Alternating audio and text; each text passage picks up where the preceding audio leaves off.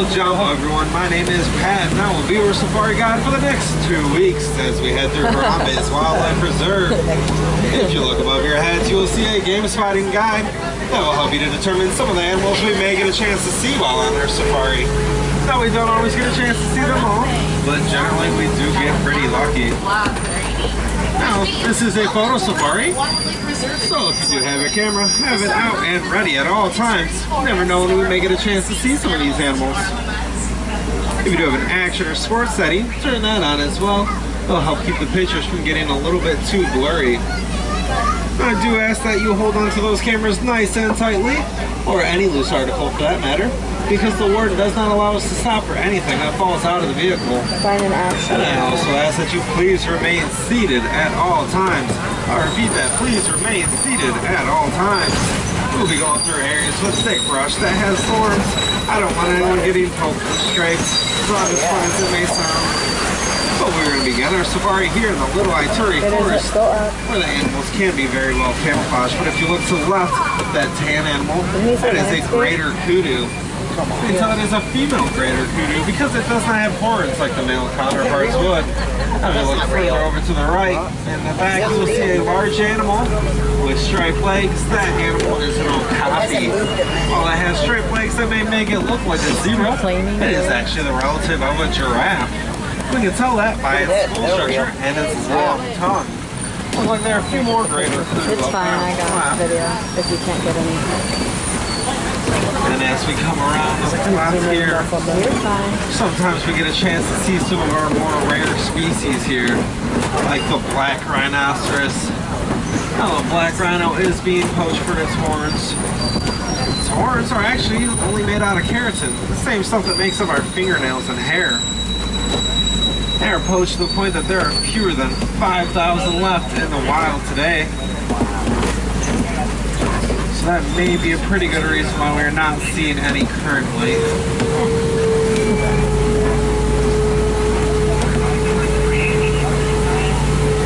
We get to see a lot of this stuff up close when we do the trek or whatever. There it is. Oh, and you look up on the left over the ridge, you'll see that black rhino. See if I can pull up so hopefully everyone can see him. Oh wow. Did you get a picture? Yeah. Well, I wanna... Can I take photos? Pull up just a little bit, hopefully everyone in the back can see him as well. No. I'm curious. Now these orange animals in front of us are bongo. They are known as ghosts of the forest because generally they hide so well. Now they will use those big horns that you see to dig for roots as well as to defend themselves. That's to stop the animals from going. It's a little road. We're now leaving the Little Ituri Forest, heading into the Safi River. Is anyone hoping to see some hippos today? Anyone? Excited? Come on. Alright. I think we go that Now way. these hippos may be hard to spot as well. And that is because they do like to stay underwater for most of the day. Keeps their bodies from overheating. There they are. Oh my goodness. If you look out to the right hand side in front of the truck, there are two hippos sleeping on shore.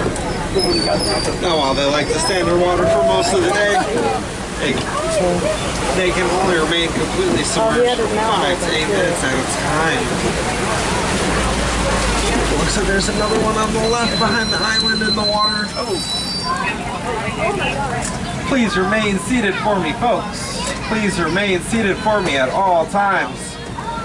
Please remain seated for me back there. In the back, sit down. Siéntense, por favor. Hello? You see the fence back there? That's now where we these go. birds on the island are pink-backed pelicans. They get their name from the color that their back feathers turn during mating season, which, as you might have guessed, is pink. That's cool.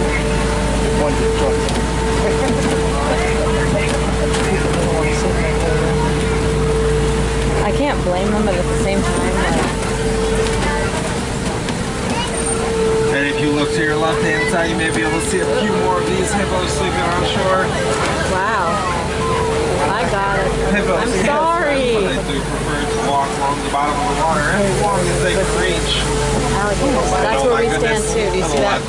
side. You see that These little are bridge Nile right there? crocodiles.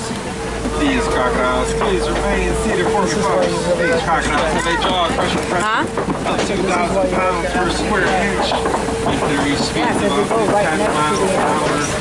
But that's while they're on land running. So that's a pretty good reason for us to go ahead and get on out of here.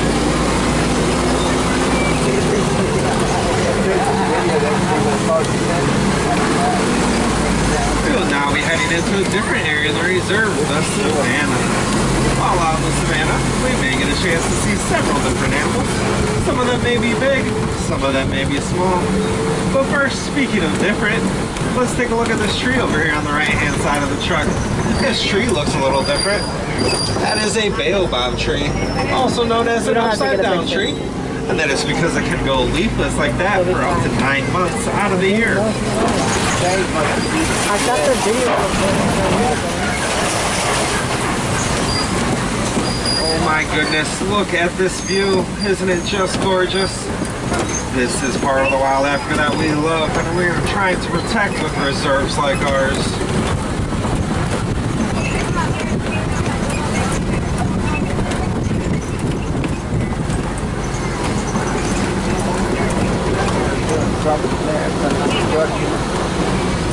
Now here in the Savannah, animals will act as their own landscapers. Elephants will act as bulldozers, knocking down trees. Giraffes will act as pruning shears, eating leaves. And antelope will act as lawnmowers, eating grass. They all have their jobs and they all do their parts. And when they do, it allows for new growth to occur out here in the Savannah. As we come around this corner, on the right-hand side of the truck, you see a few tall red towers, maybe on the left-hand side as well. Does anyone know what those tall towers may be? Anthills. That is close. They are termite mounds. Okay. These termite mounds are hard as concrete, and elephants like to use them as a scratching post. When they do, they will grind them down until they become a large mound, similar to the one far out there on the right-hand side of the truck. Well, that's kind of cool. When they are ground down to a large mound like that, antelope like to climb on top of them, using them as a lookout, searching for predators that may be lurking in the Savannah grass. Now in front of the truck I see a few gray animals. These gray animals are white-bearded wildebeest. They get their name from the Afrikaans term for wild beast. They are part of one of the largest land migrations across Africa. These white-bearded wildebeest can also be called gnu, spelled G-N-U, and that is for the grunting sound that they make.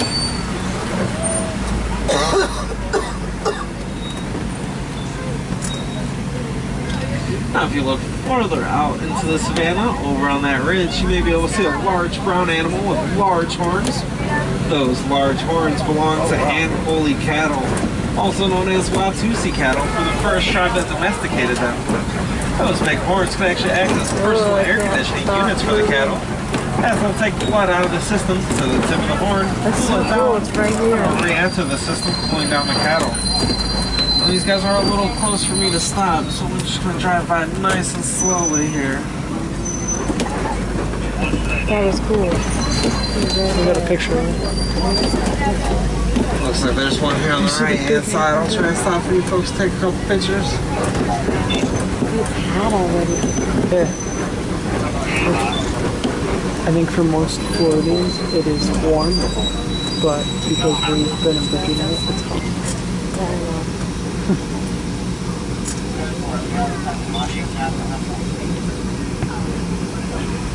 Might have to transfer some photos. Now, as big as these horns of the Ankole cattle are, they're also a lot lighter than you may think. They're a honeycomb shaped on the inside, making them much lighter.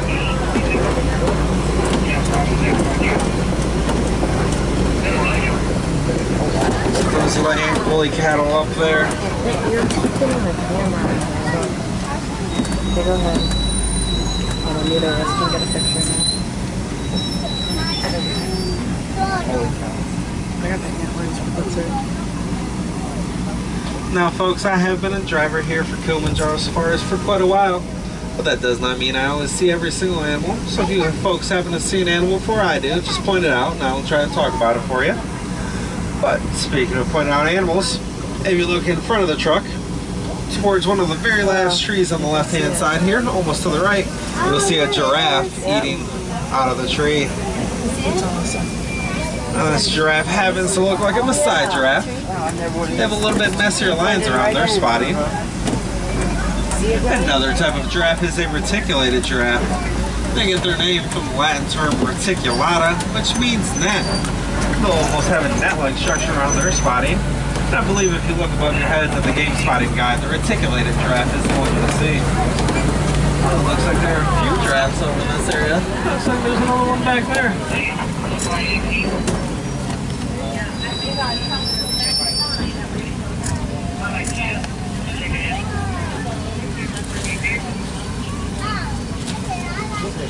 Now, as long as these giraffe necks are, does anyone know how many vertebrae are in their neck? 13. Or is it 8? There are only 7. Oh, that's I knew it was a small amount. And does anyone know what you may be able to call a group of giraffes? Besides a herd is correct, but besides a herd, you're gonna love it. They can be called a tower. We're now going to be heading into an area of the reserve that most drivers like to call Monkey Point. That is due to the troop of mandrills who lay claims to land here. This will also be the beginning of elephant country. Speaking of elephants, it looks like he is right in front of us. I wonder how that works though. Just like This is an African elephant. You can tell by the size and shape of its ears, they're almost in the shape of the continent of Africa. If you look up on the left, those are the mandrills. There's one on the ground, there's one up there in the tree. Though they aren't the most social monkeys, but they will gather in small groups and groom each other. Now, elephants are poached for those ivory tusks that you may see. They are also being forced out of their homelands. That is due to the mining of an ore called coltan. Coltan can be found in our cell phones and laptops. So a way to help these elephants is to recycle old cell phones and laptops when you're done using them, or get an upgrade. Now I'm going to see if we can get a little bit closer to elephant country. Wait, that's not good. Our road is closed. You folks trust me, try and find another way around, don't you? Sure. Yeah. Alright. It's a ride slash a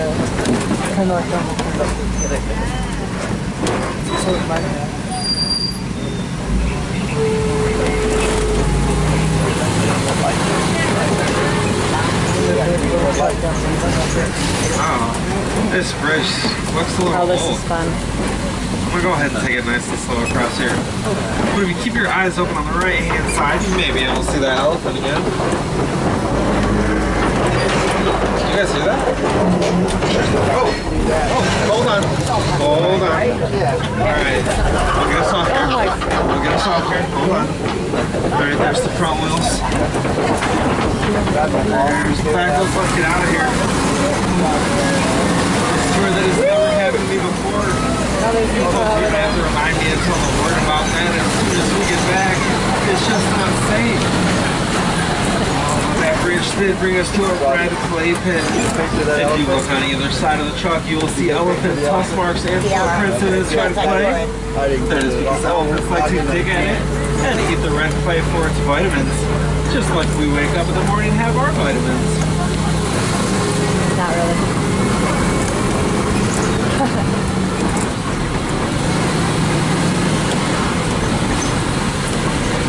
Some more elephants. Oh, it's a baby. Looks like there are a few more elephants up ahead over here. Get a better picture when we get up over there. Let's see if we can get a little bit closer. There's a little one. Look at I it. also, at this point, normally get a pretty good radio signal. I'm gonna see if I can find some music for you folks.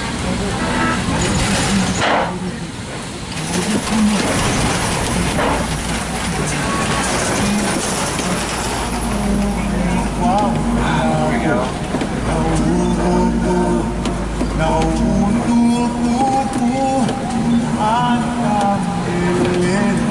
Look at the little one. See the little one?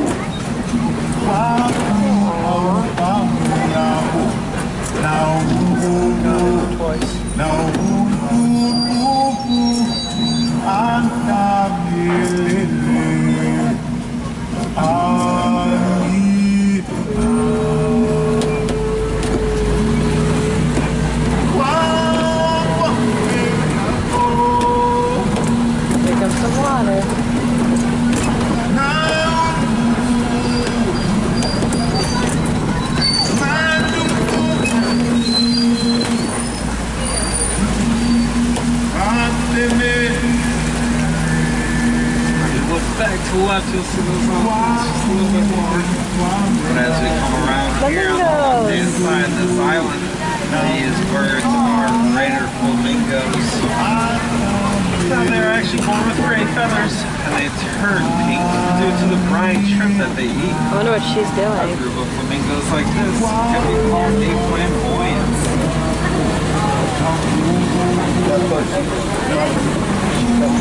I don't know.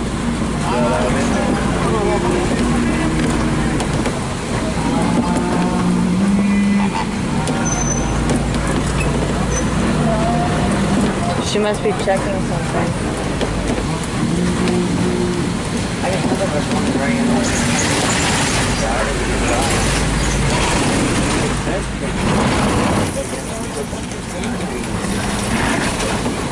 Oh my goodness, no one fell asleep, did they? Because on the left, that large mud pit means we might get a chance to see a few white rhinoceros around in the area. Now, these white rhinos used to be one of the greatest conservation stories here on the reserve, but sadly, due to poaching, that is no longer the case.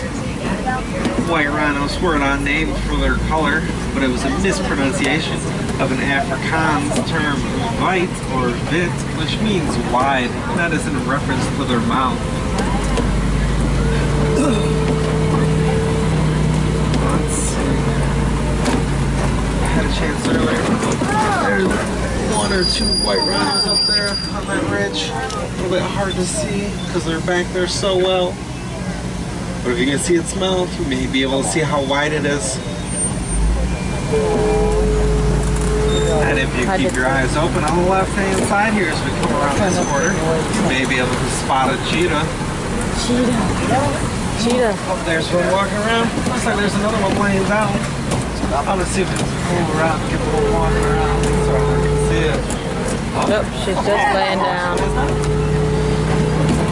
They should increase speeds of up to 60 miles an hour. And when they do, they can only maintain it for a short distance, roughly a few hundred yards.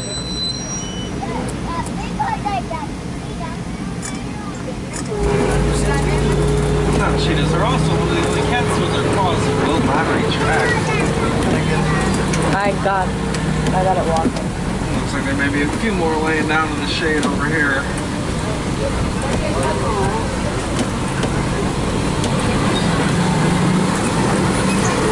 Now, this rock formation in front of us is one of my favorite parts of the whole reserve. It is called a copy. The copy can be home to some of the bigger predators out here in the savannah. This is where we saw a lion Nice last place time. to overlook it all and search for prey that might be trying to hide in the small savanna grass. And if you look up on the ridge in front of us, those are ostrich. As big as those ostriches are, they are flightless birds, but they can reach speeds of 40 miles an hour with those long legs that they're sitting on. Looking for the lion. And Oh, in there's front of a us on zebra. the right, I see a zebra, a few more white rhinoceros as well. Now these zebra we can look at and tell that they are black with white stripes by looking at their noses. Zebra stripes are a lot like human fingerprints in the fact that no two are exactly the same. Now we should be able to get a little bit closer to them in a moment, so we're going to keep moving on.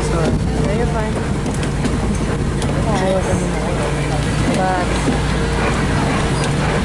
Camera, I'm gonna put a new battery in here. And if you can see back there laying down, that's exactly why I like this copy so much. Can't see. Oh, there we go. I'm gonna stay seated. Drive a little bit slower, maybe because your seats are a little higher than mine, but there's some small opening in the grass. These lines will remain inactive for roughly 17 to 20 hours out of the day. I told you they were over Contrary there. to popular belief, it is Did the you? lioness that will do majority of the hunting. Make sure you got it.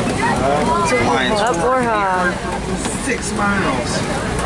Oh, but on the left, there are a few warthogs. These warthogs will use Oh, look, he was bathing. to dig out the burrows and then back into them. Did you see Leaving that? their tusks exposed. He was bathing. That way, if a predator comes Yeah, he was along, they are running able around to in the defend mud. themselves. On the right are those ostrich. ostriches are far up there. This is a smaller brown animal called a bounce-a-bach. If the sun hits its coat just right, you may be able to see a purplish gloss to it. Look at the ostrich strutting their feathers. And a zebra, and in the back, all the white rhinos again.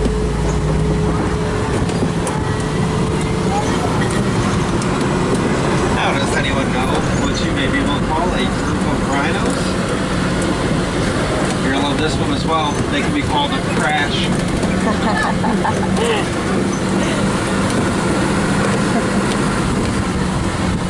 Now where's the microphone? It headed to here, right? This one? The microphone? It's right here on this.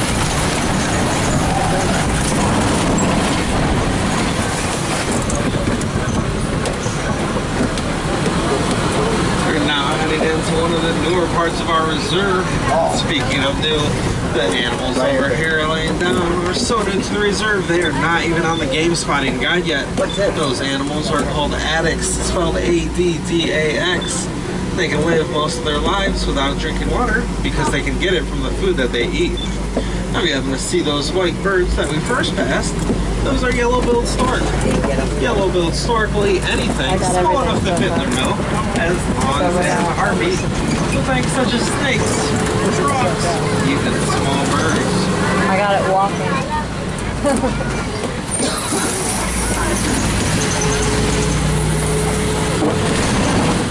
Well, folks, as sad as it is for me to say this, it looks like our 2-week-long safari is coming to an end. But I would like to thank you for joining me. We got a chance to see some amazing animals out there, and quite a few of them. These animals, like people, need homes. That's why we have this reserve. But there are a few things you yourself can do to help animals out. Even something as small as building a bat house or a bird house in your own backyard. Now, if you're still interested in seeing animals, I recommend heading down the Pangani Forest Trail. It is home to several different animals that we weren't able to see on our safari, such as naked mole rats, meerkats, and even low-laying gorillas. But for now, I'm going to drop you off at the nearest sports post. So now it's a great time to start checking your seats. Make sure you have everything you brought with you. I know you packed for 2 weeks, and that's a mighty long time. I don't want you leaving anything behind. Once again, folks, my name is Pat, and I hope you have enjoyed your safari. But here in Harambe, we don't like to say goodbye. That is far too sad and too final. So I will leave you folks with a Swahili phrase, which is Kwaherini, meaning go well. So Kwaherini, everyone. And for any wilderness explorers that may be on board, the name of the truck you rode on today is Simba 1. Simba 1. Jumbo Warden.